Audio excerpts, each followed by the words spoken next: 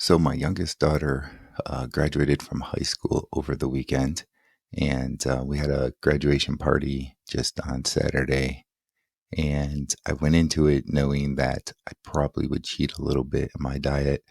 I have been pretty good with being eating clean for the last few days, so I knew that it would be. I knew that it would be a bit interesting with all the food there, right? So there was like cake and um, cupcakes and just mac and cheese, coleslaw, stuff like that, that just wouldn't be very good for me. So I first ate my main first meal around noon after we got home from the graduation ceremony. And I cooked myself up a ribeye. I think it was like around an 18-ounce or something like that. And that, you know, that did me good. That was my first meal of the day and would be considered my main meal. Then the party was from 4 to 8, and I'd say probably like around 4:30, 5 o'clock. I had a little bit of pulled pork, which isn't too bad for me or anything. There were some chicken nuggets from Chick-fil-A, and I had a couple of those, so probably not the best, but overall, that was good. I did have some mac and cheese, so bad, but I had some of that. And then I did end up having a piece of cake, and it was interesting. It was a small piece of cake, and the first bite of the cake tasted okay. It seemed good. But as I was eating it, it just it didn't taste as good to me. It didn't taste that good, and I didn't quite finish it. It just didn't do like what cake used to do, where I really liked it a lot, right?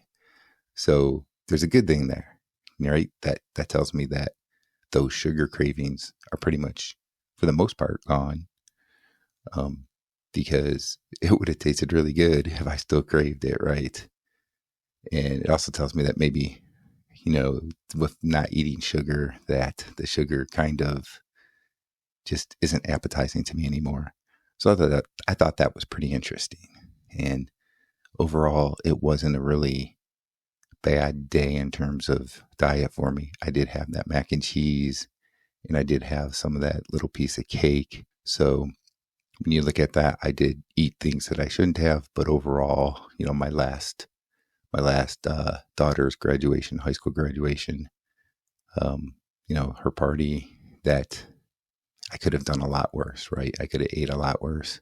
I didn't have any alcohol or anything. I just drank water, so that was all good. So I just wanted to share that experience a little bit. Even in a big thing like that, graduation, while I did cheat some, I didn't cheat that badly. And the little bit that I did cheat, it didn't really need to. I didn't like it as much as I thought that I would. And then so now today, I'm recording this on Sunday, and just to give a little bit of an update, like I typically, when I go to the bathroom, it's pretty constant. Like it'll be once a day. Occasionally I miss a day, but usually it's once a day. Typically around the same time of day, that kind of thing. And after having that cake and macaroni and cheese, I've actually gone to the bathroom 3 times today, which I think is kind of interesting. And it's not like as normal formed as it normally would be as well. So it just shows to you what sugar does to your gut and to your body. So that's definitely an interesting thing to look at. But now we're into Sunday, and I have another ribeye steak that I planned for today, and thinking maybe of trying a new recipe as a little bit of a meal at dinner time. A chicken soup type of recipe that I saw from Lily Kane that I wanted to try. So I think I'm going to try that, and I'll probably end up doing a video about that as well.